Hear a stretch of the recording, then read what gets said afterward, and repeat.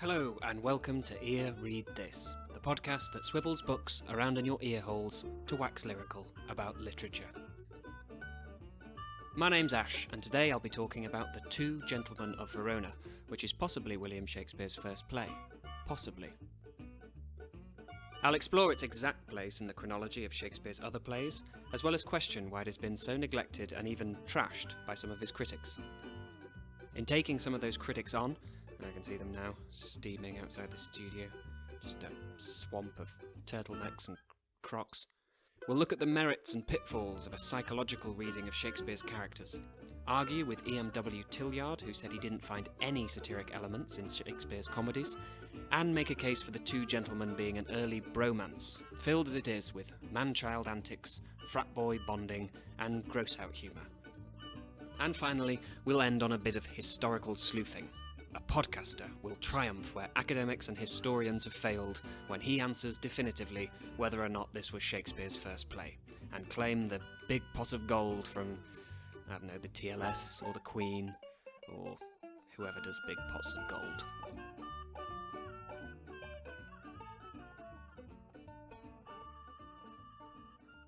Now, it's likely that even without ever reading or seeing a play like Romeo and Juliet or Macbeth, you probably could still sponge up the essentials and have a working knowledge of certain scenes, the premise, the ending maybe, a line or two. However, this is not the case with the Two Gentlemen of Verona. It's not a very popular play and it isn't very often performed, so it might be worth quickly frisking through the plot before we get started. So this is the first and last spoiler alert. As a general rule, if you can spoil a book by revealing plot details, it's probably a crap book. Truthfully, you can't really spoil a good book, unless you put it through the wash. The two gentlemen of the title are called Valentine and Proteus. They are young, bookish, aristocratic Renaissance men, full of bounce and swing. In the womp and woof of their words, you detect big hair and big trousers. Valentine is setting sail to Milan, which is odd because he's leaving from Verona, so no obvious need to go by sea, and we'll come back to this. He scorns his friend Proteus for refusing to leave home, telling him home-keeping youth have ever homely wits, i.e., get out more, you shut in. But poor forlorn Proteus is deeply in love with his home-sliced Julia, and so is not interested in going to see the wonders of the world abroad. Although again, if you're going to Milan from Verona, it's not really abroad. So no sooner has the play begun than Valentine has left for Milan, and we are left with one gentleman of Verona. However, Proteus's father, Antonio, has other ideas. It is fashionable for wealthy young men to go better themselves with travel in between their studies, do a gap year as it were, but instead of building schools or riding elephants, romp through the cradle of the classical world and maybe cop off with a bit of French. Antonio says he has considered well his loss of time and how he cannot be a perfect man, not being tried and tutored in the world. So thinking all for the best, he packs Proteus off to Milan to catch up with his best pal Valentine. Meanwhile, Valentine, aptly named despite his earlier scorning of love, has fallen in love with Sylvia, who is the daughter of the Duke of Milan. When his friend arrives, Valentine makes the fatal error of describing Sylvia to Proteus and then introducing the two. Just to push it over the top, he goads Proteus into admitting how fit Sylvia is, saying, "Call her divine." "I will not flatter her," replies Proteus. "Oh, flatter me," says Valentine, "for love delights in praises." Well, it turns out Proteus is even more aptly named than Valentine, and couldn't be more aptly named if he was called Billy Turncoat Bastard. It takes all of 30 seconds for Proteus to fall in love with Sylvia too, and in a line probably cut out of most modern productions, immediately slanders his former love Julia as seeming in comparison a swarthy Ethiop. Proteus proceeds swiftly into full bastard and denounces Valentine to Sylvia's father the Duke, who has Valentine exiled. Proteus then moves in on Sylvia, but she rejects his advances, funny that, and to make things worse for him, Julia arrives from Verona dressed as a page boy because it's Shakespeare and sees what a fickle bastard Proteus really is. Things come to a head when Sylvia elopes to find Valentine, Proteus and his new familiar-looking page boy pursue, and they all end up in a forest because it's Shakespeare. Once in the forest, Proteus tries to rape Sylvia, Valentine appears and condemns him, Proteus apologises, and in the most controversial moment of the play, yes, more than the actual attempted rape, Valentine immediately forgives him and offers Proteus, "All that was mine in Sylvia, I give to thee." Hearing this, the page boy faints, the gang realise it's actually Julia, Proteus repents and takes her back, everyone pairs off happily, and Valentine declares that they shall be married in one big ceremony, one feast, one house, one mutual happiness. Classic comedy. And if that seems mad, think about this. Presumably, since they're such good friends, best friends even, Proteus and Valentine would be each other's best man. How about a hand for the bride, eh? Sylvia, you look irresistible tonight. Almost as irresistible as yesterday in that forest when I tried to rape you. If that sounds like a tasteless thing for me to say, you're in exactly the right kind of headspace. If a villainous character in a tragedy commits rape or an act of assault, we feel like it's being dealt with in the right key. The genre, we feel, can withstand the act. But here, in an otherwise light comedy, it is presented and dismissed as flippantly as a casual rape joke. And this is the point that has most frequently angered, baffled, and embuggered Shakespeare's critics. So now it's time for me to let in that fuming queue of literary critics. God, they look rough. It is Monday morning, and some have come all the way from the 1700s. Samuel Johnson there. God, he's a big lad. What? No, nothing. It's nice he's come in his wig. There's Alexander Pope, another massive wig. Now, Pope, you said that aspects of this play of Shakespeare's could only be accounted for by, quote, the gross taste of the age he lived in. Tillyard, you really put the knife in. You called Proteus's treachery a, quote, wanton surprise, and said of the ending that it has failed in dramatic intelligence. Quote, I doubt if such a failure can be matched in the rest of Shakespeare. Yikes. S. Asa Small, great name, by the way. You were understandably baffled by Valentine's offer of Sylvia to the man who has just tried to rape her, and said, quote, the good taste found in the endings of Shakespeare's other comedies are not fulfilled in the ending of Two Gentlemen. Hence, the ending is not executed artistically. Lewis Theobald, hi Lewis, you were a bit more to the point. You called the play, quote, one of Shakespeare's worst. Isaac Asimov, where's he? Still playing with the printer? Nah, leave him. Isaac deemed it the most forgettable of Shakespeare's early works. There you go, we didn't really need him for that, did we? He probably can't remember it anyway. In fact, you guys have crapped on the play so much over the years that some have even questioned whether or not it belongs to Shakespeare. And here we teeter dangerously into the territory of the authorship question, which could easily fill a podcast in its own right.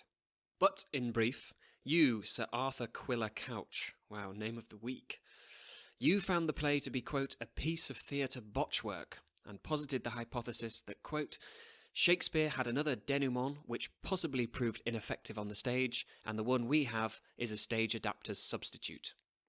Now that's interesting because that theory crops up a lot in discussions of discrepancies or alternative author theories. And you have supporters. You, John Upton, said the play must seek for its parent elsewhere, which is the grandest way anyone has ever told a book that it's adopted. However, back to you, Big Sam Johnson.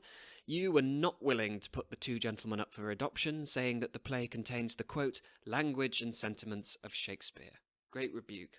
I think we should call that Fat Sam's Grand Slam. But what are those sentiments, and what is that language? Where can we see the hand of Shakespeare in the Two Gentlemen of Verona? Well, if I list a few plot points, what comes to mind? A love scene, a balcony, a friar, and an exile. Or how about this? A cross-dressing heroine and a journey into a wood. Both are from the Two Gentlemen of Verona, or both pop up in the Two Gentlemen of Verona, yet those details are primarily associated with Romeo and Juliet and As You Like It. And those are just examples of stuff, plot pegs to hang the concerns of the play on. What about the concerns themselves? Ralph M. Sargent, you spotted in the Two Gentlemen of Verona a recurring Shakespeare interest in, quote, the psychology of the perfidious man who knows what to do, yet runs contrary to his own conscience, and in the process condemns himself. You point out the similarities between this and several other Shakespeare characters, and that could easily describe Macbeth, Hamlet, Angelo in Measure for Measure, Brutus. You said of this, Sargent, that, quote, each man knows the code, the ideal which he is breaking, yet succumbs to the power of desire or impulse. And that is certainly the case with Proteus. Perhaps Proteus is in fact a prototype. Speaking of these motifs, you, Geoffrey Bullock? Am I pronouncing that right, Jeff? Bullock or Bullock? No, I can't hear you. You, Jeff, put it best that Two Gentlemen is, quote, a dramatic laboratory in which Shakespeare experimented with many of the ideas and devices which were to be his stock in trade and delight for years to come. Certainly seems to be the case, not just his interest in perfidious men, but the devices of gender swapping and transformations in a forest. Shakespeare is doing a few dry runs for later, more popular work. This surely is one reason why Two Gentlemen is thought little of, or called forgettable, because much of its plot was more memorably utilised later in Shakespeare's career. Then again, Elizabethan drama stole its source material from all over the shop. Shakespeare might have been the upstart crow, but they were all magpies of one sort or another. They nicked stuff from classical literature, contemporary novels, and from each other. This is one of the reasons the authorship question needs so much untangling. Shakespeare and his contemporaries had nothing like the ideals of intellectual property we have now. It was a wild west of riffing and response, in which they often did a take on a story their audience would already be familiar with.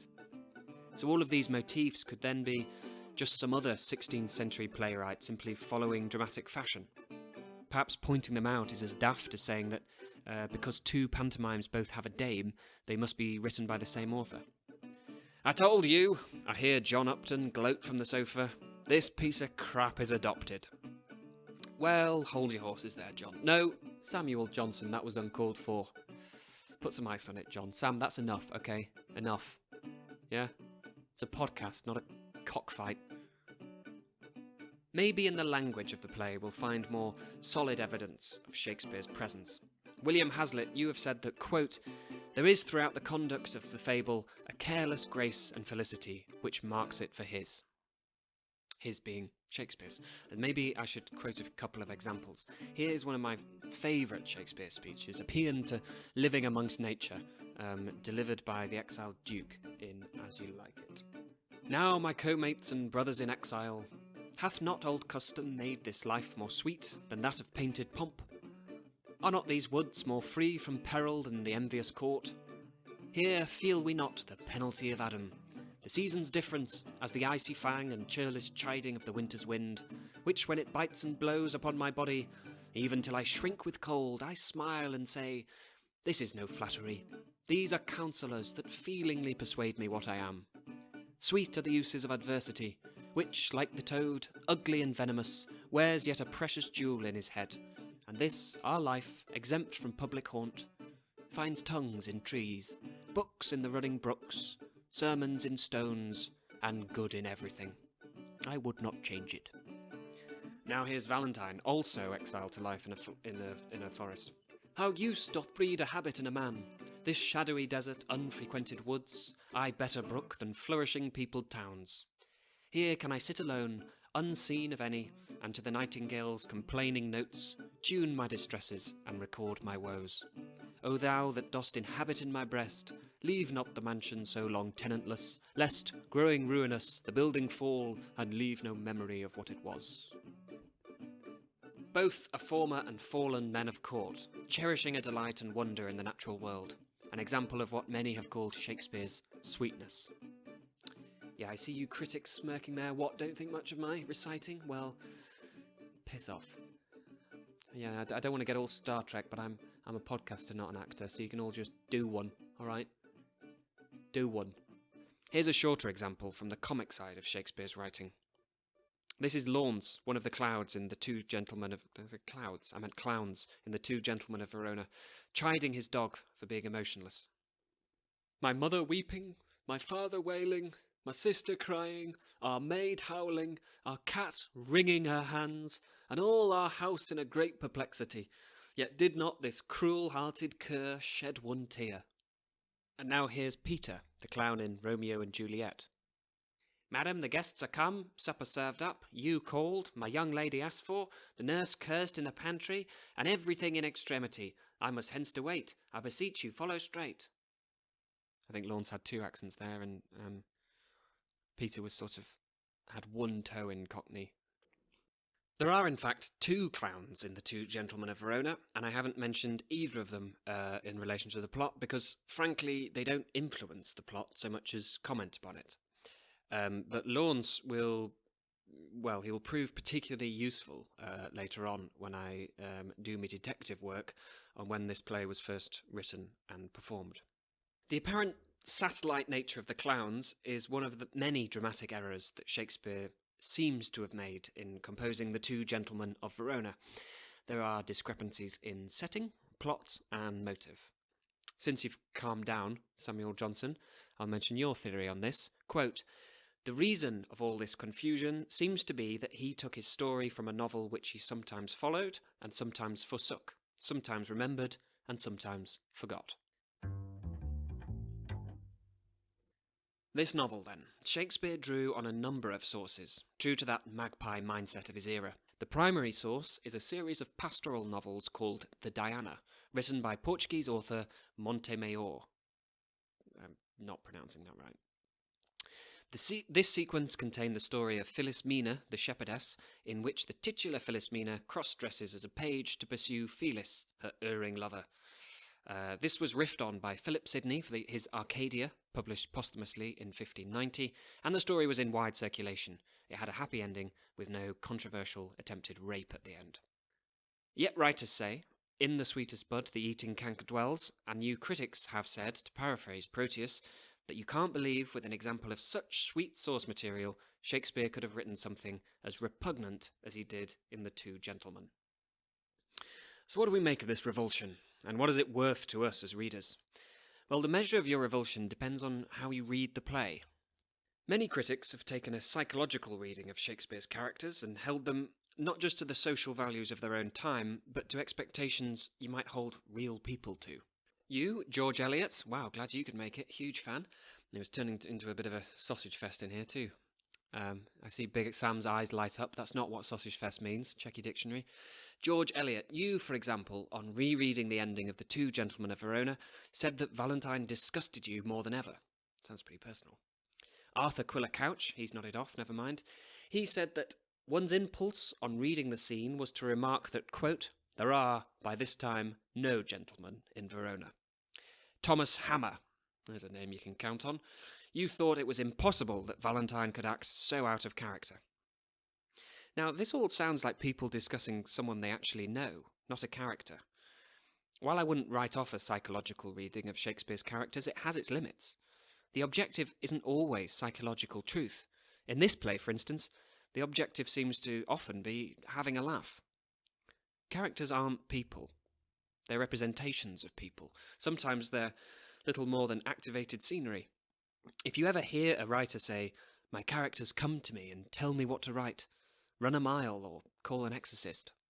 In hearing that E.M. Forster did this, Vladimir Nabokov responded with horror, "My characters are like galley slaves. They tremble as I walk by." People have called this monstrously arrogant, and it has the tone of bombast and vaingloriousness. Vaingloriousness. But think about what he's actually saying. Nabokov isn't calling himself an actual slave owner. He's merely saying that he is the marshal of his own imagination, as we all are. And this is the most humble of brags. The other point of view, the E.M. Forster point of view, is both wildly self-glorifying and mock-humble. I am godlike, in that I actually create life, but then once I have, I am dictated by the life I create. This is pretty stupid stuff. The imagination is mysterious, and writing is, as Norman Mailer called it, the spooky art.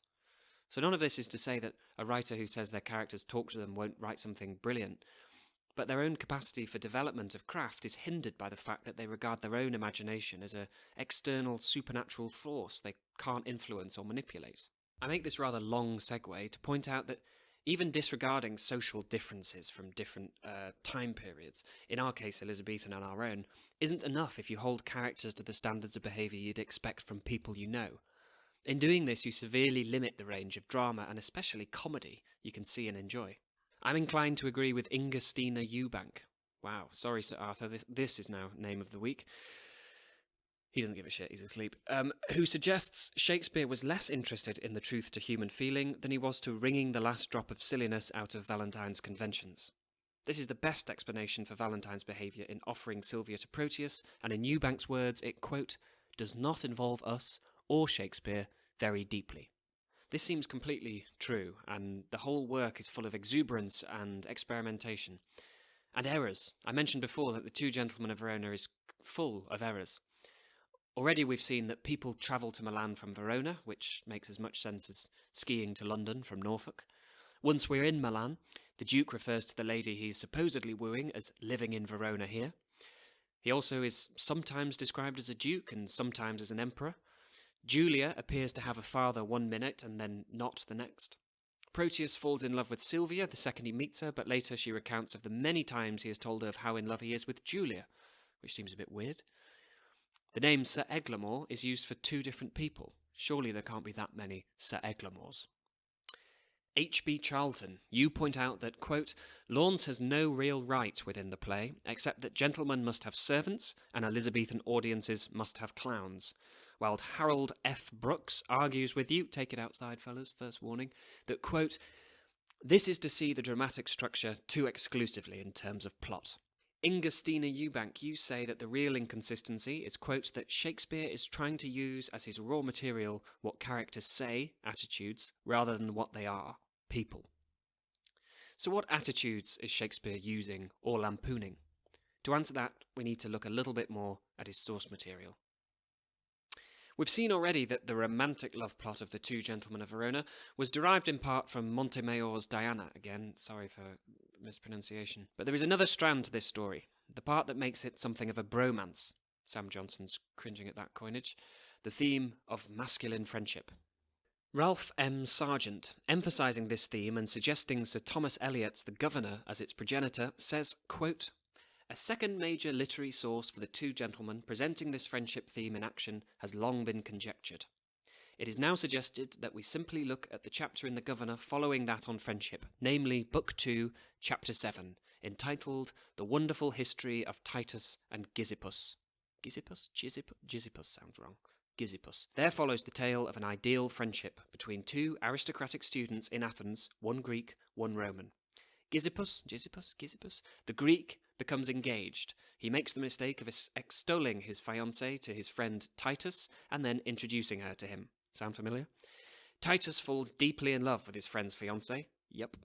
Inner turmoil results for Titus. Finally, upon learning of the situation and the struggle within Titus, Gyzippus, in a supreme gesture, offers his fiancée to his friend, and the offer is made in almost exact same terms in which Shakespeare's Valentine uses to make a similar gesture to Proteus. That's not so much riffing a plot than, just stealing it. But that's how a novel deals with it, inner turmoil. But inner turmoil doesn't really cut it on stage, so we get action, and in this case, attempted assault. This book of Sir Thomas Eliot's crested a wave of English humanism that drew on secular classical texts for its theories and stories. This fused with a contemporary vogue for Italian art and fashion in England that had built up during the mid-1500s. There was a boom of Italian books in translation, Italian dictionaries, and English books and plays featuring Italian stories and settings. One of Shakespeare's friends, John Florio, was an Italian who translated Montaigne into English. Shakespeare himself had already flirted with the vogue for all things Italian with his use of Petrarchan conventions in his sonnets. This vogue reached a peak in the 1580s, according to Thomas A. Parry, and by the time of Two Gentlemen of Verona, a reaction had set in, quote, aggravated by the execution of Mary Stuart and the defeat of the Armada.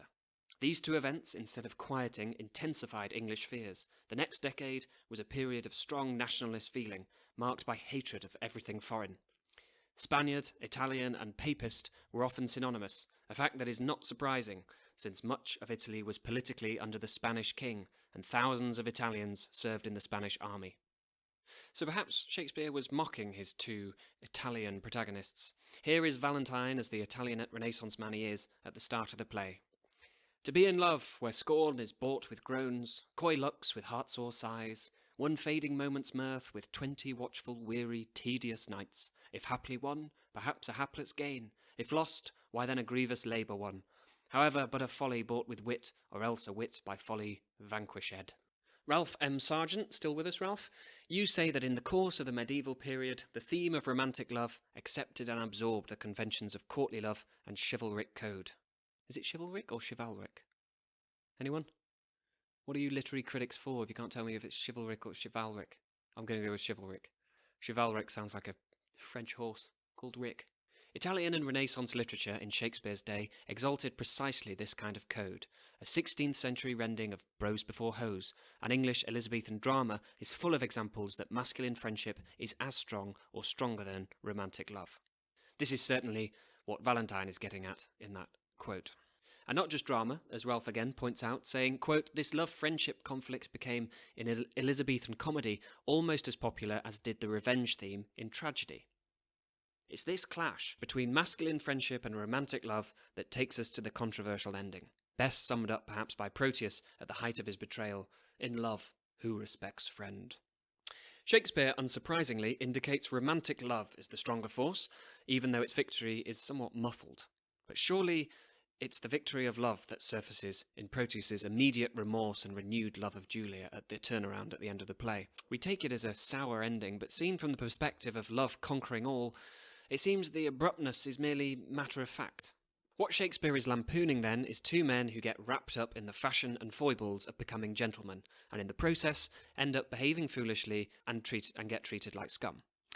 One exiled for supposed philandering, and the other becoming a degenerate who resorts to force when his words fail him. Camille Wells Slights points out that, quote, "This breakdown in civilized manners extends even to Launce's dog Crab, who thrusts himself into the company of 3 or 4 gentleman-like dogs under the Duke's table, and there disgraces himself." The mastery of words, the bookish strengths of the two gentlemen, made evident by their many letters, more letters than any other Shakespeare comedy, and references to sonnets and songs, are revealed then to be merely affectation. Proteus shows he can praise and dispraise to equal effect, proving that his love-wounded sighs may not actually come from love at all. Even Valentine shows evidence of cynicism, when in the process of wooing Sylvia, he also says this of wooing in general, sounding like some lad explaining his pick-up technique. "If she do frown, 'tis not in hate of you, but rather to beget more love in you. If she do chide, 'tis not to have you gone, for why, the fools are mad if left alone. Take no repulse, whatever she doth say, for get ye gone, she doth not mean away. That man that hath a tongue, I say, is no man, if with his tongue he cannot win a woman." Frederick Kiefer says, quote, "If verbal fluency can be perverted, if a man's word is not his bond, and if there is no necessary connection between eloquence of expression and nobility of feeling, then what significance can a profession of love have? It may be artful and clever, affecting and even compelling, without being true." There are several moments in this play where the female characters have no voice. Most notoriously, Sylvia, upon hearing Valentine offer her up to her would-be rapist. She also woos Valentine with a letter he wrote himself, not her own. But again, seen from a point of view in which romantic love is a kind of cosmic force, an element that transcends words, silence is maybe more powerful. As Proteus says to Julia as he leaves her to go to Milan, "What, gone without a word? Aye, so true love should do. It cannot speak, for truth hath better deeds than words to grace it." When Valentine's words fail, he flees. When Proteus's words fail, he turns to brutality. Here the faddishness of courtly manners is laid bare. And yet, another yet, this is still comedy, and Shakespeare remains sympathetic to all of his lead characters. They are forgiven, and all ends well. Shakespeare wanted to ridicule the bookish learned behaviour code of Renaissance courts and mock the mannerisms that couldn't contain true feeling. At the same time, he cherished bookishness and strove to put true feelings into words of his own. He also frequently appeared to be trendily secular in his thinking. Perhaps this led to a sense of imbalance at the play's conclusion. It's a play that mocks Renaissance men, written by one of them. In one play, Shakespeare has tried to have it both ways. He's aimed high and low, at profundity and spoof. For practical purposes, he has written a routine play with familiar plot devices, a delight for the unlettered masses. But he has also tried to thoughtfully hijack that formula by observing what John Arthos called, quote, "the alternations love and unfaithfulness have made in these young nobles." When a dramatic convention has been subverted, it's difficult to distinguish between what is being mocked and what has been truly felt. Frederick Kiefer says the two gentlemen's romantic advances could, quote, "leave the recipient wondering where convention leaves off and genuine feeling begins." I think you could apply this to the whole play, and it's not hard to think of modern-day parallels. How many parody films have you seen that take the piss but do so in a way that's loving? And yeah, Tillyard, I can see you trying to creep out. Come back here. Right at the top of the podcast, I said you found no satiric elements in Shakespeare's comedies, and yet this one's entire premise is satirical.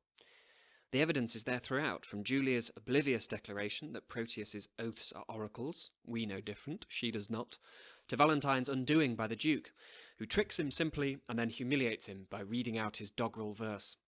Now, if this wasn't intended as satire, there isn't a chance in hell the lead romantic hero's own love poems would be revealed as trash. This crap poem of Valentine's is a key bit of evidence in proving that this is satire, as it clearly shows a supremely gifted poet, Shakespeare, writing bad verse on purpose, something he also does later in As You Like It. I think this would be plain to anyone, even if they've never read another word of Shakespeare outside this play, because there are moments of lyrical beauty in Two Gentlemen of Verona. Don't pull faces, Upton, it's true. Ask him, Algernon Charles Swinburne. What a week for names. You said there is, quote, an even sweetness, a simple equality of grace in thought and language, which keeps the whole poem in tune, written as it is in a subdued key of unambitious harmony. For evidence of this, here's Julia, reprimanding herself for ripping up one of Proteus's love letters. O hateful hands to tear such loving words, injurious wasps to feed on such sweet honey, and kill the bees that yield it with your stings. Even you, Tillyard, admit that, quote, Shakespeare's new venture required a new kind of verse, and that the mark of this new verse is a self-conscious creation of verbal music, whether by repetitions of the same word or an extreme range in vowel sounds. And this exuberance in the play's lyricism is matched by that in the play's comedy. Its clowns, so often the weakest part of Shakespeare's plays, are here among the best loved. Laurence, who is accompanied on stage by his beloved dog Crab, is a particular favourite, even when the rest of the play is not very popular. There are some theatre reviews for the Two Gentlemen that read like, Mongrel is star at Stratford, and poor play and a good dog. Some lines in particular shine through, in Speed's words, like water in a urinal. There's a scene where Speed is lifting a series of defects in Laurence's wife, and Laurence is arguing the toss.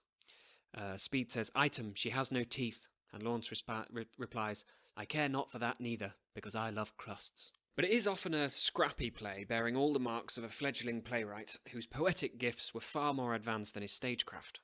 This is often the case with the first or early work of young great artists. They ooze talent but lack technique, and this is a talent play. Every other work of Shakespeare's shows much more technique. Comedy of Errors, which is also argued as possibly his first play, shows incredibly complicated technique in terms of staging. Two sets of twins, complicated entrances and exits, and so on. Two Gentlemen of Verona is lacking in this stage technique.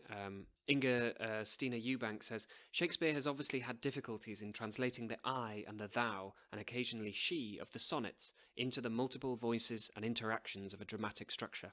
The lovers hardly ever meet, apart from the last scene. Each twosome comes together in two scenes, but even then their contacts are often perfunctory. There is nothing like Romeo and Juliet's minds meshing in a sonnet, nor like the formalised intimacy of the couples and cross-pairings in Love's Labour's Lost and Midsummer Night's Dream. Lovers appear apart, talking about their love, and paradoxically, Valentine and Sylvia meet more in his banishment speech than in any actual co-presence on stage. The same is true for the two friends. Their relationship is most alive and meaningful in Proteus's soliloquy in Act 2. And on that note, and with the clowns fresh in our mind, it's time for me to put on my detective hat. Firstly, I want to know if this was the first play Shakespeare wrote, and I will begin by saying that I do not think that it was the first play Shakespeare got performed. Earliest record of the production is 139 years after its publication, but we know, thanks to Francis Mears, that it was at least performed before 1598, or during 1598, I should say. I'm going to suggest that it was performed between 1593 and 1595, but written perhaps in the late 1580s, or at least part of it was. I'm going to remind you of a few clues we've already observed. I feel like Poirot if he solved a murder 400 years late. Here are the facts we've heard so far. The character of Laurence seems tacked on, as if he was inserted into the play. We don't know that Shakespeare wrote his sonnets before the plays, but it seems likely, and there are similarities between this play and the sonnets, as we've seen courtesy of Stina Eubank. Kathleen Campbell, who really is the Poirot here, not me, adds weight to the argument that Laurence might have been a late addition by pointing out that Will Kemp joined the Lord Chamberlain's company in about 1593. She suggests that Kemp may have come up with much of Laurence's lines or collaborated with Shakespeare. I would lean towards collaboration, because while some of Laurence's jokes seem off the cuff, they are in ways too writerly for a rogue performer going off script. Harold F. Brooks explains this by saying that, quote, from Laurence's entry, the relationship between the clown episodes and the leading themes of love and friendship becomes simpler to describe, for it rests quite evidently throughout on a principle of comic parallelism. One parallel particularly noticeable is that between Proteus and Laurence's dog, Crab. As Launce himself says, quote, "Oh, 'tis a foul thing when a cur cannot keep himself in all companies." Given that this is exactly what Proteus can't do either, it seems like either the work of a writer or a remarkably on-script dog. There is little argument that Launce would have been Kemp's role. Kemp's characters are only loosely attached to the plots of their plays and are regularly missing from the final scenes, presumably to allow the actor time to prepare for the jig that would follow the performance. Kemp was a large man, and his characters were often physically solid and slow-moving. Back to Kathleen Campbell, who points out that the theatres were closed for half of 1592 and much of 1593 due to plague. When they reopened, Shakespeare may have had to get something ready quickly. When he did so, they would be performed at Newington Butts, this is before the famous Globe, by which the audience had to get by ferry. This might account for that confusion of references to sea and land travel, as Shakespeare was known to play up to rowdy audiences by throwing in a few local references. Think of it like a pantomime ostensibly set up a beanstalk that throws in a reference to the town it's performing in. Makes sense to the audience, and makes no sense to the reader years later. So when the actor playing Valentine said he was going to travel by sea, he was saying so on the bank of the Thames. Visually, it would have made sense. So here's the theory then. Shakespeare has an idea for lampooning Italianate ideals about masculine friendship and proving the strength and victory of romantic love. He has the Juliet as a page boy story from Montemayor, apologies for pronunciation, and the Proteus-Valentine friendship taken from Thomas Eliot in The Governor.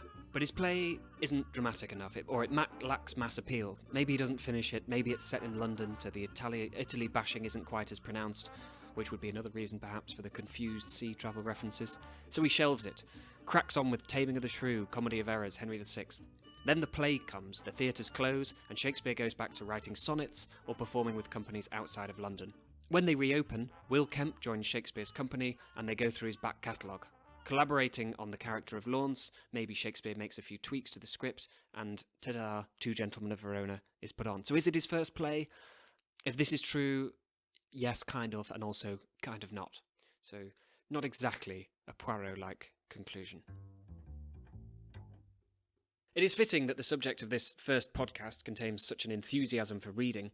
"I will be thy beadsman," says Proteus. Valentine's reply, "and on a love book pray for my success." Eubank has pointed out that perhaps the Two Gentlemen of Verona is that rare thing in a Shakespeare's work, where the sense of life is greater in the reading than in the watching of it. "Oh, how this spring of love resembleth the uncertain glory of an April day, which now shows all the beauty of the sun, and by a cloud takes all away." James P. Lasardi responds to these lines of Proteus by saying that they, quote, "might serve as an epigraph for the Two Gentlemen of Verona. The play is all April, the work of an April playwright about people in the April of life, but its uncertain glory is still glory, and it deserves to be treated with the kind of lyrical energy and imagination that suffuse it."